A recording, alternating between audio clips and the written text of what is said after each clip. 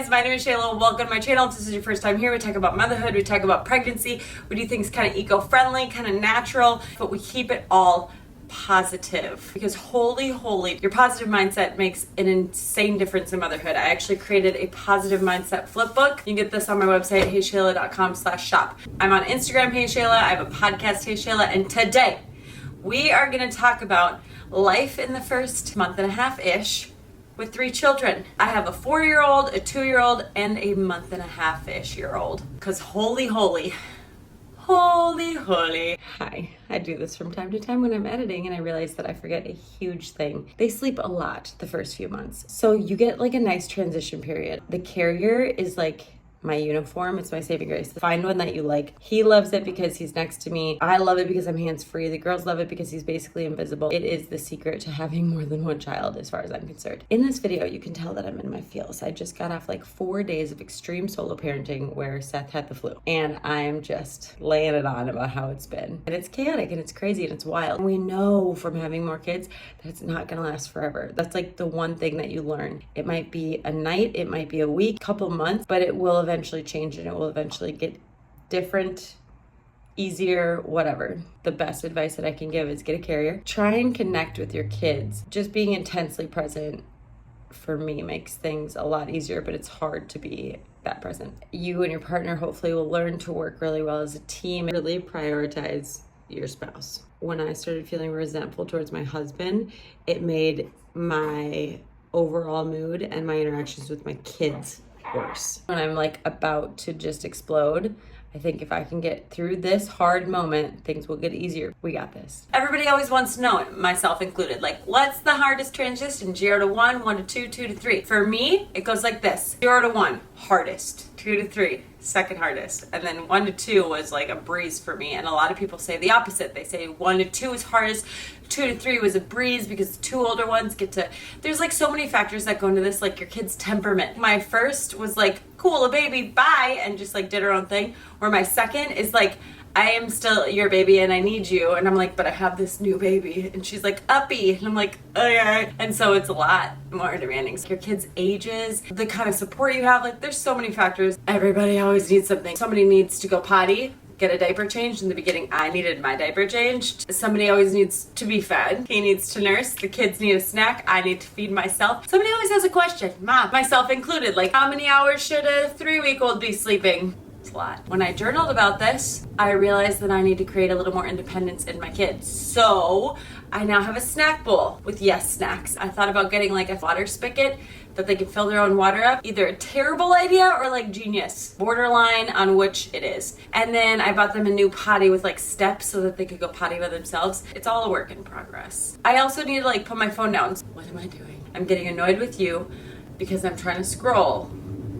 This is an obvious no.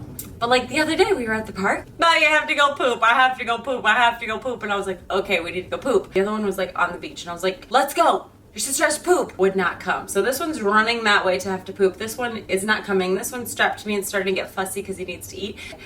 Go grab Esme, scoop her up. She's like, no, I don't. This one's still crying. I know that I need to feed him. Also, it's getting kind of hot. Are you overheating? Like get into the bathroom. We have a little accident.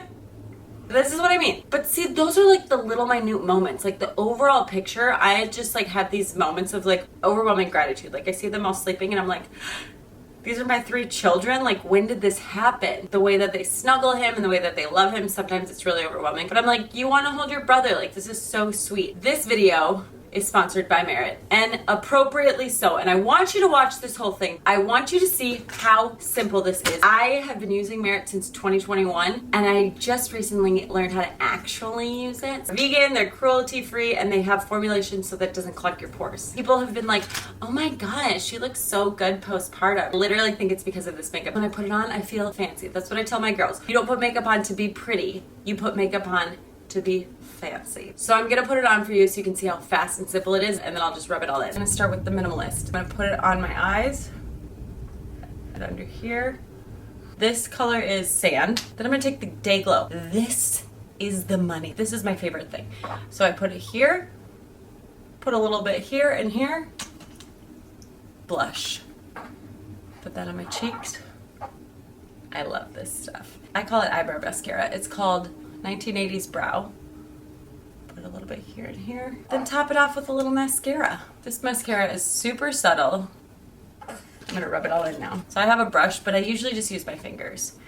But you can rub this in your eyes. Rub, rub, rub. I've never used a brush before, so it feels real fancy. So this is my face with the makeup on. That's it. And this is like the easiest thing to do with 2 toddlers and a baby strapped to you. I feel like $1,000,000. It's literally the perfect mom makeup. So there's a link in my description that will get you $20 off Merit sets. On your first order, you get this cute Merit bag. If you order more than $40, you get free shipping. So if you are just feeling a little drab postpartum or just as a mother and you're like, I wish I could do some makeup, but I don't know how. It's fast, it's easy, it's simple. I cannot recommend it enough. Okay, let's keep going about what it's like. So my husband got 5 weeks of paternity leave, and this was the absolute hardest transition from him. And I remember talking to one of my friends like, I don't think I can handle having more children. And she was like, your husband will do more because you cannot. Like with your first, you're typically like, I got it, I can't ask for help, I've got this whole thing. And then with your second and your third, you're like, I don't got it, I don't have it anymore, so I do need your help. And you start like delegating and asking for help, and that's usually when the toddler dad bond flourishes. He had the 2 kids, I was recovering, I had the baby, and that's sort of like how the divide happened. And he would just be like, Shayla, this is so hard and I'm having like such a tough time. And Shayla with my first baby would have been like, yeah, I know, welcome to my life, like just rubbing it in his face.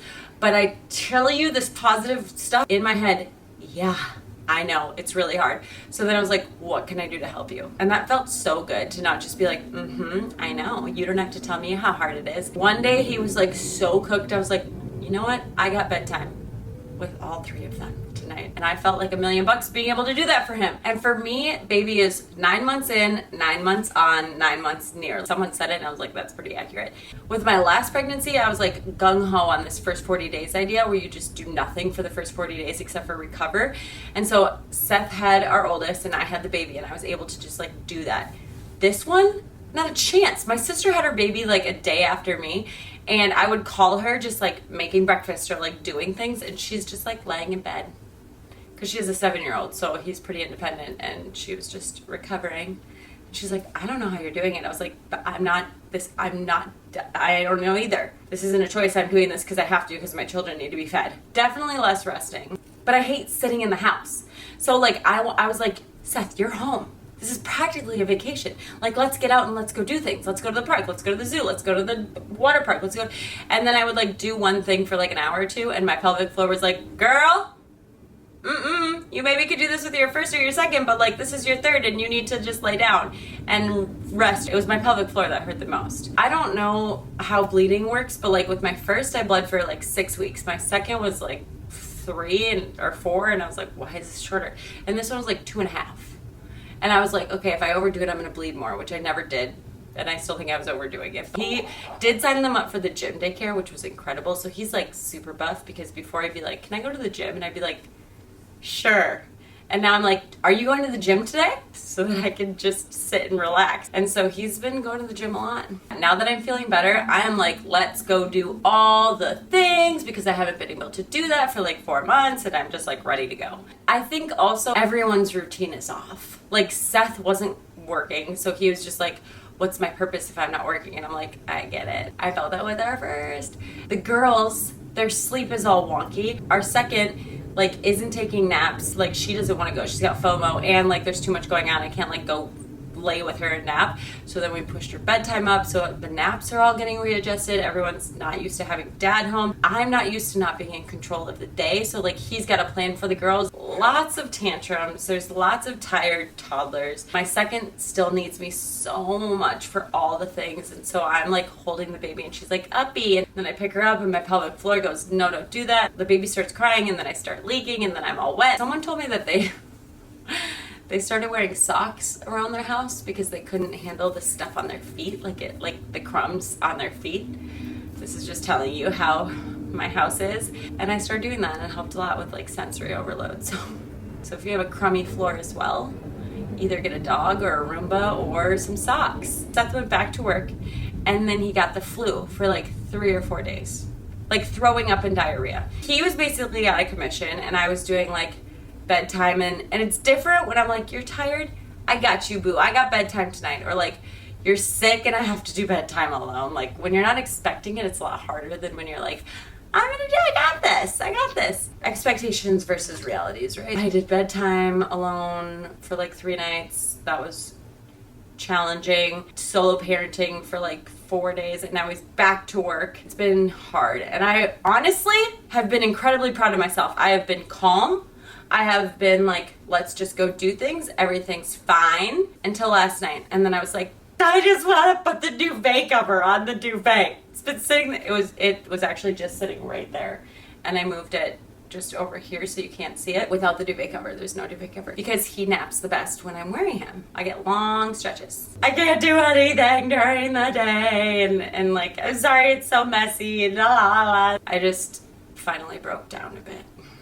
That's been fun. So I was like, this video is so appropriate because I'm in my feels right now. I took 2 placenta pills this morning just to like help my hormones. I'm ready. I'm ready to start a routine because when he was home, we couldn't really start a routine because I knew he was going to go back to work. So I was just kind of like, let's just do this while we have. So now I'm ready. Let's get a routine going. We're back in school 3 days a week. So that's incredible. When people ask me how it's going, the baby's the easiest one. Like, he's pretty chill. He cries when he's hungry. He cries when he needs a diaper change, and he cries when he's sleepy. When I'm like, okay, I've done all the things, and he's still crying, I'm like, oh, you're tired. So I need to bring him up into a quiet, dark place where his sisters are not, and just like get him to sleep. Next videos I have coming up are comparing the first month of having a boy versus a girl, because there are some differences that kind of surprised me. And then our sleeping situation with 3, because we are co-sleepers. And that was my biggest stress going into this. It's still not completely solved, but we're working on it. Anyway, I hope this, I don't really know if this is just an insight to our first month. Everyone's is gonna be different. And it's just, I'm proud of Seth and I for how we worked together, how I supported him instead of criticized him. Because he really was on toddler duty for like 2 weeks straight before I was like, oh, I at least go like, he works 4 days, he gets 4 days off. So I get like his help every 4 days. Where for 14 days, I was like, I'm taking care of the baby, which is what it should be. But then at that point I was like, okay, how can I help you? Yeah, I would just love to hear how your from 2 to 3 went. If you need some easy makeup, check out Merit. And I will see you guys next time. Mwah. Bye.